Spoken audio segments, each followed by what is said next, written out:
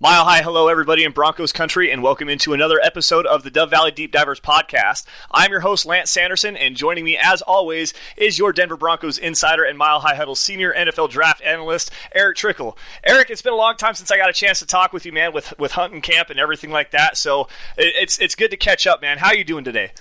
I'm doing great, man. It's actually been a nice, really beautiful October. We had our first snowfall.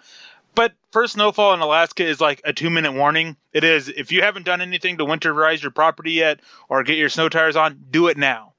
We're supposed to start getting snow here in, I think, a little bit over a week.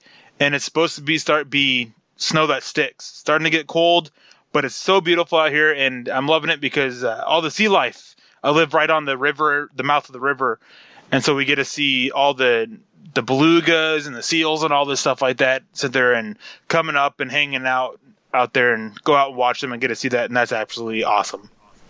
Man, that sounds like so much fun. It really does. Like, you know, I'm out in Wyoming, and we went elk hunting last week. We didn't really get a whole lot accomplished as far as getting animals knocked down goes. We did get a couple knocked down, but we did get to see some absolutely beautiful country. I mean, we worked our butts off. We walked. I bet you I walked probably over 50 miles trying to chase the elk this year, and I mean, it sucks that we didn't get anything killed, but I mean, just to get out there and go see everything, see the big country, see all the big game animals and everything like that, it was just way too much fun. You know, too many adult beverages were consumed. We had a great time. I got tons of really cool pictures. Got to spend some time with my folks and a whole bunch of really cool people. So I mean, it is awesome just to get out and be able to go get away from real life civilization and go see nature in its finest. So I do appreciate that a lot. But anyways, guys, today on the Dove Valley Deep Divers podcast, we're gonna break down. Next week is the NFL trading deadline,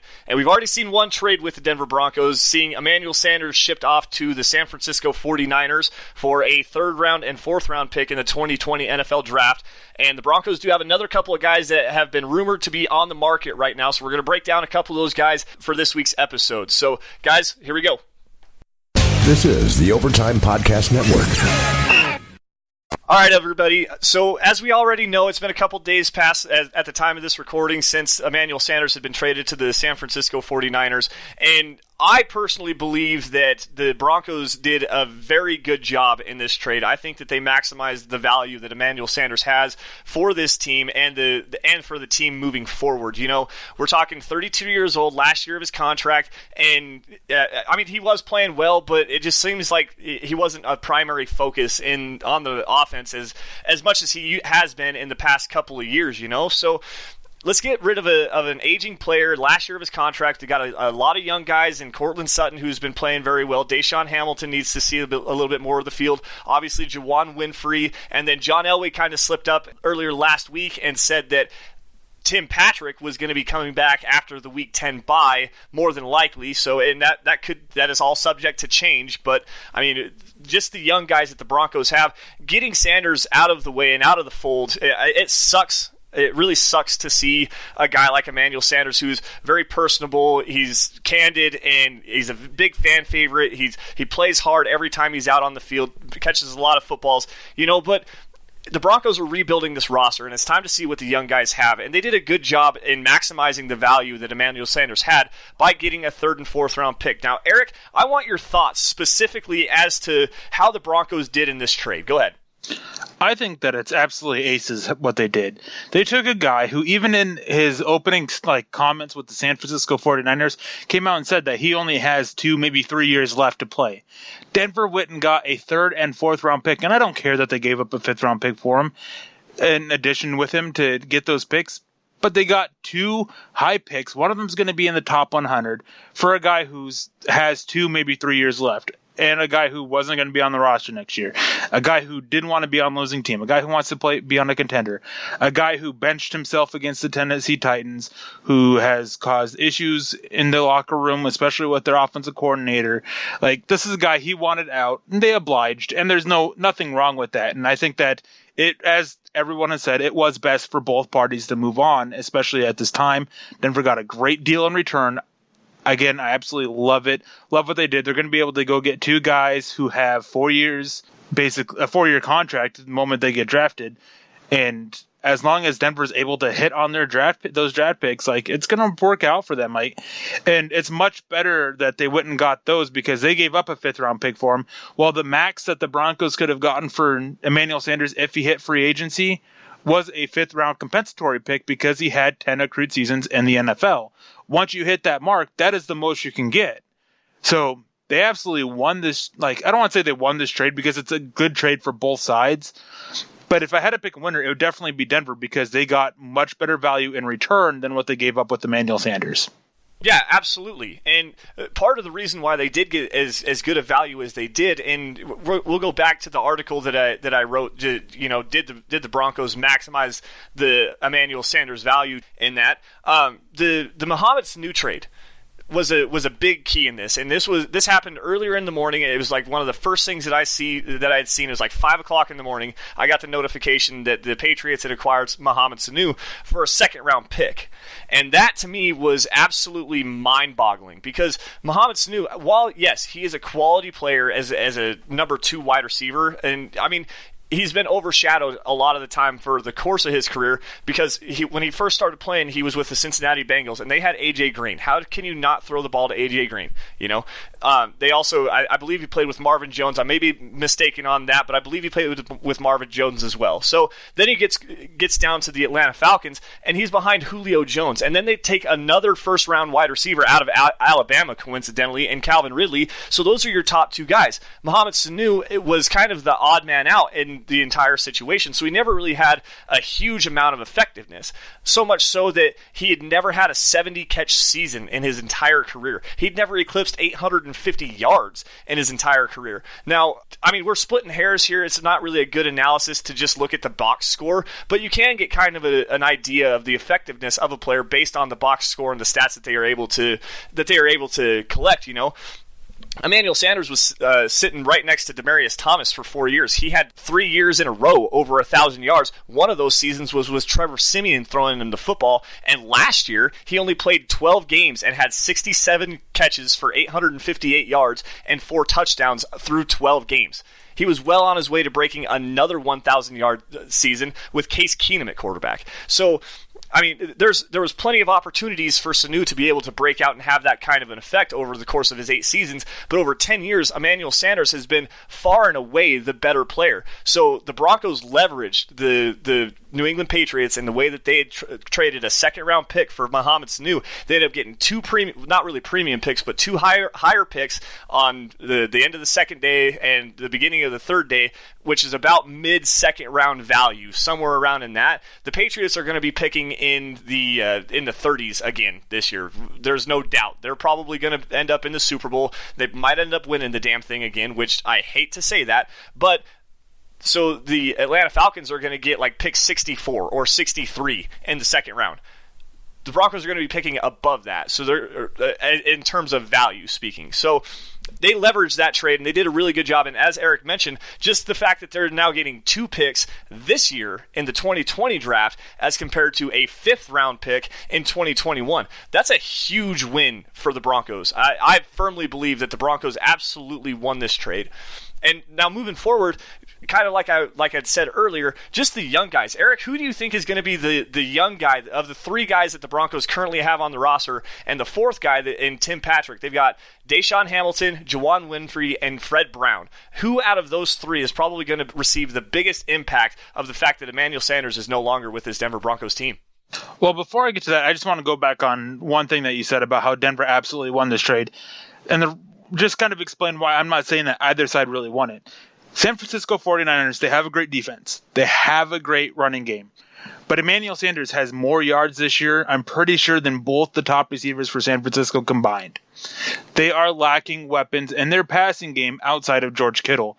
And that is something that's going to be able to take their offense to a whole nother level. It's been an issue that has kind of shown, not necessarily reared its ugly head this season, but it has been an issue this season. Granted, they've been able to win because of being just great everywhere else. Adding Emmanuel Sanders is huge for that offense. This is a team that they really believe that they can contend this year, and adding Emmanuel Sanders is only going to help that. That is why I don't think that either team really won in this trade. But as for who's stepping up, I think the one that we need to watch out the most for is Fred Brown. Juwan Winfrey, he's been inactive, I think that he'll finally start being inactive. I think he'll get some reps. I think Deshaun Hamilton is going to see an increase in reps, but his role is going to stay the same. I think we're looking at Fred Brown to kind of come in and take a big step in not just role, but in usage, because he was the guy that is coming in more so as the replacement guy, I guess would be the best way to put it. They're not going to replace Emmanuel Sanders with just one guy, but Fred Brown, more so than anybody, is going to benefit from this just because he's been active. They've been using him out there a little bit, and getting Deshaun Hamilton out there, yeah, it's going to be a few more reps for him, but it's not going to be a huge amount of reps. Fred Brown is going to get a huge amount of reps from the Broncos offense now that Emmanuel Sanders is gone. Yeah, and I totally agree with that statement, because last year we saw kind of the exact same thing with Deshaun Hamilton. And yes, the increase in reps, and he did see a lot more targets with both Demaryius Thomas gone via the trade to the Houston Texans, and then Emmanuel Sanders' Achilles injury. Yes, we did see a lot more Deshaun Hamilton, but his role stayed the same, and he was used a lot primarily as a blocking receiver. He did get some chance to go outside and run some routes and actually get himself open, but the guy that actually won more or less got a more increased role and a more prominent role in the Broncos offense, and I called it out specifically as soon as Emmanuel Sanders went down, was Tim Patrick. Tim Patrick saw a massive increase in his effectiveness and as a prominent role in the Broncos offense, specifically against the San Francisco 49ers last year. So I think that the same thing is going to kind of happen with Deshaun Hamilton again this year. Yes, he's going to see a little bit a higher snap count throughout the game, but the role that he plays is he's so good in the role that he does actually play that how would you take him out of that and make him learn a new role, the Emmanuel Sanders role, and then bring another guy in? You're essentially replacing two players at that point. Leave the guy that you already have entrenched as the starter, as that number 3 wide receiver, leave him sitting right there. Bring in another guy to be that other outside wide receiver and let him play the Emmanuel Sanders role. And Fred Brown probably has the skill set that is more comparable than what Juwan Winfrey does to Emmanuel Sanders. Yeah, I agree there, and I'm glad you mentioned last year, because that's one thing that I was actually going to bring up too. Is last year when everything happened, everyone was talking about Deshaun Hamilton, but it was Tim Patrick, and I kind of see that's why I'm saying that I think Fred Brown's going to be is you have a guy who works in his role, and I think that he's going to see more targets, he's going to see more usage with Deshaun Hamilton, but Fred Brown's going to step into that role, at least until Tim Patrick gets back, because John Elway, he let it slip that Tim Patrick is one of the guys that they are most likely to bring off of injured reserve, and when he gets back, he's going to probably step into that role that Emmanuel Sanders had. But until then, I think it's Fred Brown's job, more or less. But we'll see what's going to happen, because this offense isn't very good, and they definitely need a spark. Yeah, they need some kind of a spark somewhere, and the news that Tim Patrick is probably coming off of injured reserve really leaves another question as to who the other player might be coming off of injured reserve, and a lot of Broncos fans might not actually like the answer to that question. I personally think that it's going to be Theo Riddick, and Drew Lock's going to be stuck on the sideline for the entire season. Now, that is really kind of a crappy thing to say, and that's just kind of my take, given the words that we've heard out of Vic Fangio's mouth, out of Rich Scangarello's mouth, out of John Elway's mouth over the past couple of days, So getting Tim Patrick back, that's probably going to be the spark that you're going to see. But then, obviously, getting Theo Riddick back on the field, that's probably going to be the real spark to get another good receiving threat out of the backfield going. But guys, we got to take a quick break here, but before we go, I just want to remind you all to head on over to milehighhuddle.com to check out all of our written content on your Denver Broncos.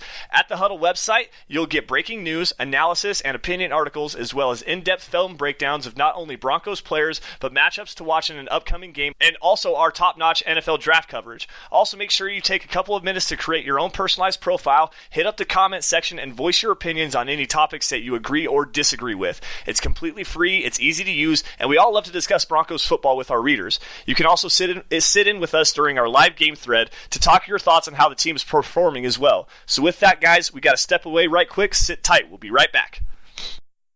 This is the Overtime Podcast Network.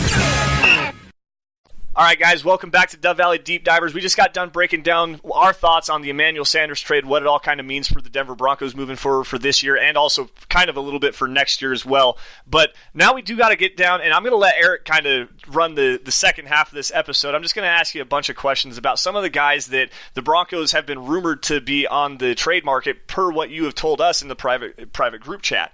Now, right now, the Broncos have an issue on the defensive line, and they did just bring in a guy from the Chicago Bears in Jonathan Harris, and that kind of points signs towards a couple of players that the Broncos have been rumored to be talking in trade discussions, primarily one Derek Wolfe, 29-year-old Derek Wolfe, another fan favorite, another hard-playing guy, but it's kind of looking like it's a weak market for Derek Wolfe. Eric, what have you heard? I've heard that there's a few teams that have expressed interest in Derek Wolfe, but his role is such a niche role that it's kind of hurting his value.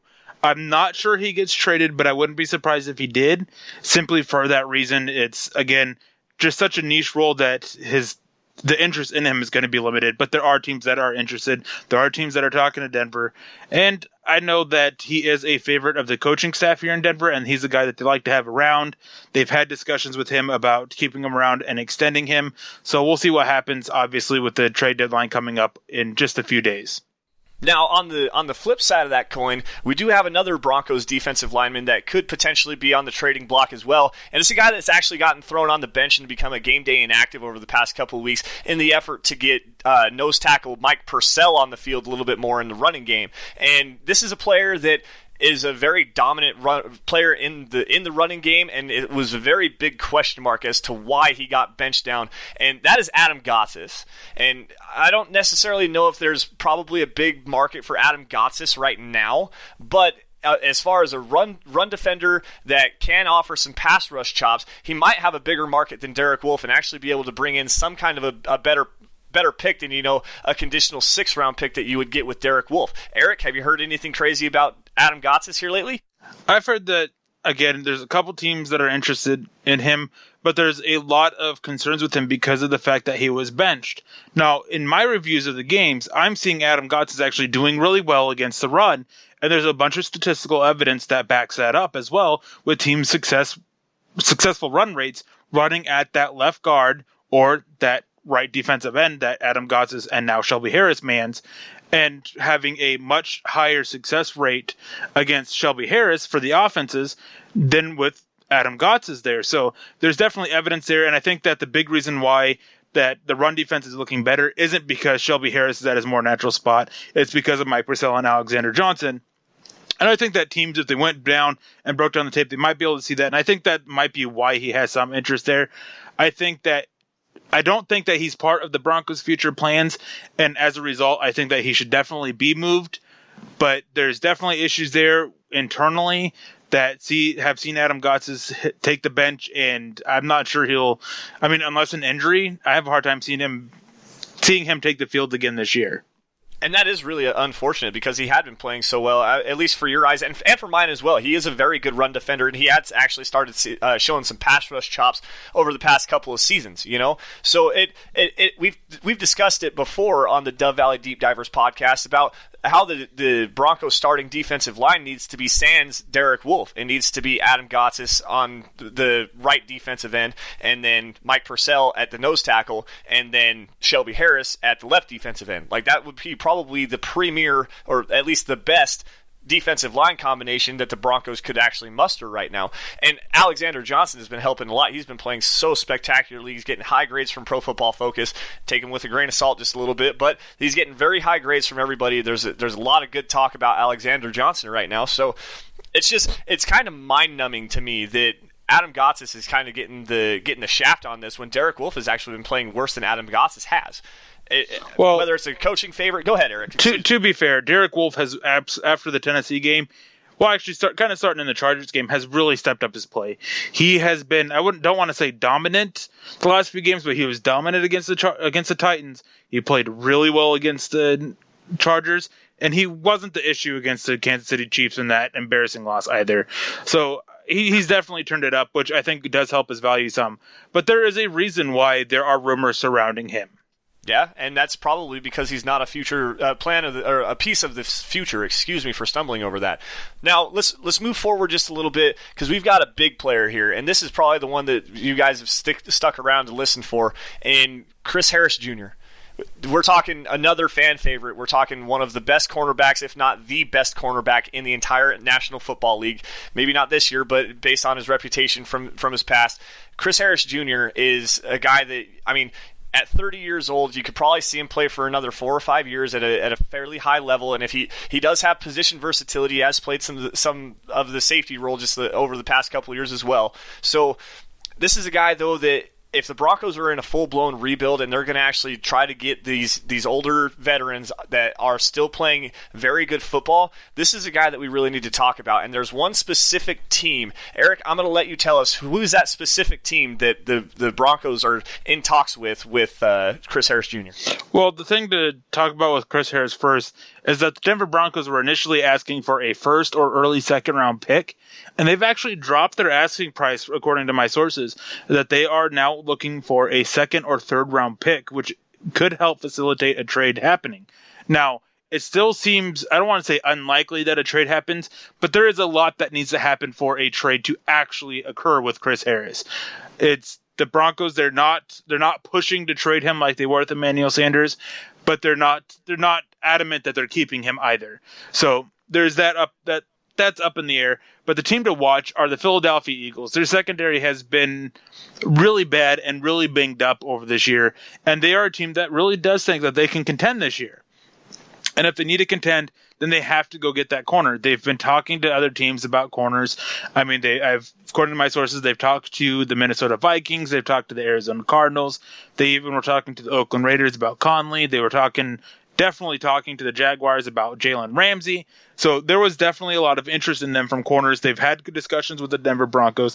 Howie Roseman is a guy who has shown that if he believes that it can really fix and help the team now, then he is willing to give up a future pick for it.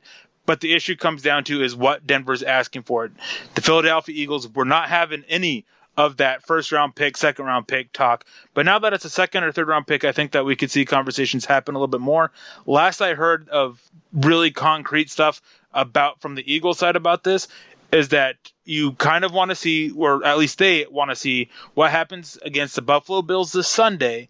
And if the Philadelphia Eagles win that game and their secondary struggles, then they would definitely be more inclined to give up perhaps their second or third round pick or picks to equal a second or third round pick value for Chris Harris, basically because they believe they can contend, and winning that game will show that, hey, they are able to be there, and fixing their secondary is something that they must do. I was actually just kind of about to ask you, would they package a couple of picks kind of like what with the San Francisco 49ers did in as terms as getting Emmanuel Sanders? You might see that third and fourth or third and fifth round pick, something like that for Chris Harris Jr. coming out of Philadelphia, and they did just release Orlando Scandrick not that long ago, so they definitely opened up another hole. And if they do play really well and they actually do win another game right now, really trying to push towards the playoffs and winning up in the NFC East, getting Chris Harris Jr. as far as helping that secondary out is going to be a major boost to that team. Like there's a lot of value with Chris Harris Jr. and it is kind of shocking to me that most teams, and maybe with the Broncos lowering their asking price, that there's not more teams in the hunt for Chris Harris Jr. It is mainly specifically the Philadelphia Eagles, but I think that's a good fit. I think he's a good fit for the defense. They definitely have a hole there and they need to get it filled with somebody. And just having the rumors of, going after, I think they went in Xavier Rhodes, and obviously you said Jalen Ramsey. So just Chris Harris Jr. is a guy that's in the conversation with those guys. Like, he's one of the best cornerbacks in the entire NFL. Like, why would you not want to go get this guy? And I understand why the Broncos are hesitant to release him because, like I said, at 30 years old, he can still be a long-term piece for this franchise, at least for the next 4 or 5 years. So it's going to be interesting to see what happens here. I'm not necessarily hoping for a Chris Harris Jr. trade, but if it does actually happen, I'm not going to completely hate it. Yeah, and as for packaging more picks, I think that the Denver Broncos, if they get a package of picks, they're looking at something more than what they got for Emmanuel Sanders, and simply because of age, and there is a much higher value with Chris Harris than they had on Emmanuel Sanders. They were basically trying to get rid of Emmanuel Sanders because of the issues internally that were going on. So I think if the Eagles want to get it done, I wouldn't be surprised if Denver tries to work something around. I'm not saying this has happened by any means, not saying it's been discussed, but I wouldn't be surprised if the Denver Broncos try to work something around of like sending a 4th round pick with Chris Harris and trying to get like the Eagles' 2nd and 3rd round pick, or sending like the 3rd round pick they got from the San Francisco 49ers with Chris Harris and getting their second and third round pick and maybe like a fourth or fifth round pick as well. I wouldn't be surprised if we end up seeing the Broncos try to make something like that happen. But I mentioned about how a lot will depend on the Eagles game. A lot's going to depend on the Broncos game as well. If they manage to beat the Colts, I think internally there will still be some, at least with the people that are the decision makers, that they believe that they can turn this around and at least try and push for a playoff spot still, even though, in my opinion, that was over after they started 0-4. But I'm not a decision maker with the Denver Broncos, obviously. Yeah, sitting at 3-5 going into the trade deadline, it's really hard to see. You'd have to practically catch lightning in a bottle. And as we discussed earlier on the Dove Valley Deep Divers, the only team to ever start 0-4 and then make the playoffs was the 1992 San Diego Chargers. Like we're talking rarefied air here if the Broncos do actually turn it around. And sitting at 3-5, yeah, I can understand that. You've won 3 out of your last 4 games. One of them was an embarrassing loss on national television, the worst loss that the Broncos have ever had on national television in terms of scoring points. So I could see that if they do manage to beat the Colts in Indianapolis. Long shot. Let's just put that out there. Very long shot. I could see why they would want to keep Chris Harris Jr. around. And as I said, as a long-term building block, the only obstacle with that is the fact that he's on the last year of his contract right now. So they're going to have to negotiate a long-term deal, which is another reason why I think that would be a big reason as to why I wouldn't hate seeing Chris Harris Jr. get out for whatever he could, because if he hits the open market, he's making like $13 million a year, guaranteed. Like there's no question about that. He's going to have a huge contract. And are the Denver Broncos going to be willing to pay that? I don't know. But guys, we're going to take another quick break. On the other side, we're going to give some brief thoughts about the Broncos' upcoming game against the Indianapolis Colts. So sit tight. We'll be right back. This is the Overtime Podcast Network. All right, welcome back to Dove Valley Deep Divers, guys. Eric, Broncos go up against the Indianapolis Colts on Sunday at Lucas Oil Stadium at 11 o'clock in the morning. The Broncos are notoriously struggled with 11 o'clock games, 1 o'clock Eastern time, 11 o'clock Mountain time, my time. So now the Broncos are going into a team that is actually playing pretty good football. They're not necessarily lighting up the stat sheet as far as like the defensive side of the football goes, but that defense is making the key plays when they absolutely have to have the key plays. So Eric, let's just get some quick key breakdowns. What are you watching out for? How can the Broncos manage to walk away with a victory out of Indianapolis? Well, my biggest thing is when I watch the Indianapolis Colts, I see a team that's very well balanced. They have a good passing game and they have a good running game, and it's all starting with that offensive line. And I am having a hard time picturing this Broncos defensive line dealing with them because of how good this offensive line is. They're going to have to get pressure, and I just don't think that they can. Jacoby Brissett is much worse when he's under pressure.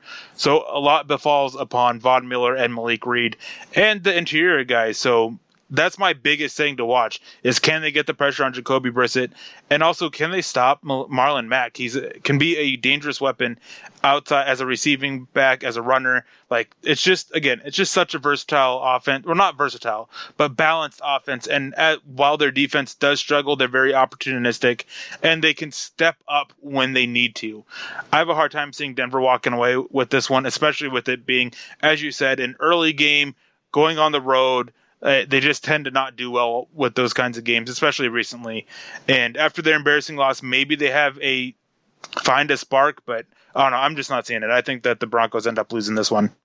Yeah, I agree with you. We did our Mile High Huddle roundtable, and I kind of highlighted the fact that this offense is really kind of going through Jacoby Brissett and the effectiveness that he has. He has 14 touchdowns as compared to 2 interceptions through 7 games. Like he's playing amazingly good football right now. The Colts sitting at 5-2. They're playing very well offensively. Like you said, Marlon Mack is the guy to really watch. But another guy that you really have to keep your eye on is one T.Y. Hilton. And with the Broncos' cornerback depth right now, and you're probably going to see a lot of Chris Harris Jr. on T.Y. Hilton, but if that matchup doesn't come to pass and you get to see a guy like Devontae Harris, watch out, because it's going to be a track meet. Like, T.Y. Hilton is one of the elite deep threats in this league, and that is how he constantly beats teams, is going deep down the field, and Jacoby Brissett has hit him a couple times already this year. So, that's the biggest matchup for me to watch is T.Y. Hilton against the Broncos' cornerback depth, especially on the offensive side of the football. Like if the Broncos have any hope, they're really going to have to focus on, like you said, getting pass pressure, getting after Jacoby Brissett. They got to shut down T.Y. Hilton. They got to shut down Marlon Mack. I just don't personally see that they're going to be able to do it. The Broncos pass rush has still just been struggling this year to actually gain any traction. Von Miller is 4th in the NFL right now with like 26 pressures, I think is what it is. So he is actually generating pressure, but they're not getting home. They're not getting the sack numbers that we thought we were going to see with this Vic Fangio defense. And if you're going to allow Jacoby Brissett to stand in the pocket, he can actually pick you apart a little bit. He's not going to burn you for like 4 touchdowns. I personally think he's probably going to throw 2 at least against the Broncos. The Broncos are going to lose this game 27 to 13. So I don't know. And with the Broncos struggling on offense right now, that opportunistic defense, they get a lot of takeaways, they get a lot of big plays. Like there's really not a lot of hope. And this is just the beginning of the gauntlet of a schedule that the Broncos have to start the second half of the season. 5 of their next 7 games are on the road, and they all start at 1 o'clock Eastern time. So this is the first one, and if the Broncos want to actually get off on the right foot, they have to walk into Lucas Oil Stadium and set the tone and say, you know what, we are going to turn this around. We're actually going to take some shots down the field and try to get back on the right track. If they don't, they're on the road again, and then they're on the road again. They come back to Denver, they're on the road again. They're on the road again. And then they have another game against the Detroit Lions that would turn 6 of 8 that are on the early time frame of games that could, because that game is yet to be determined as far as the start time. So the schedule is starting to get turned completely brutal for the Broncos, and this is the one. If they have to start this brutal stretch on the right foot, I don't think they get it done. But anyways, guys, that's going to do it for us today. We're going to wrap it up here. Thank you all once again for joining us on the Dove Valley Deep Divers podcast. You guys can follow us both on Twitter by finding me at Sanderson MHH and for Eric at Erick Trickel. Also be sure to follow at Mile High Huddle and set your notifications up for instant updates on your Denver Broncos. Each and every story published on the Huddle website is posted immediately on our Twitter handle, so you have instant access right at your fingertips. You can also like Mile High Huddle's Facebook page as well. Also check out the Mile High Huddle, the Huddle Up Podcast Network at Huddle Up Pod. We love and appreciate all of your guys' support, and if not for you all, we wouldn't have the opportunity to do what we do best, which is cover your Denver Broncos for Sports Illustrated. So until next time, Broncos country, stay safe and take care. Y'all have a good one. Thank you. This is the Overtime Podcast Network.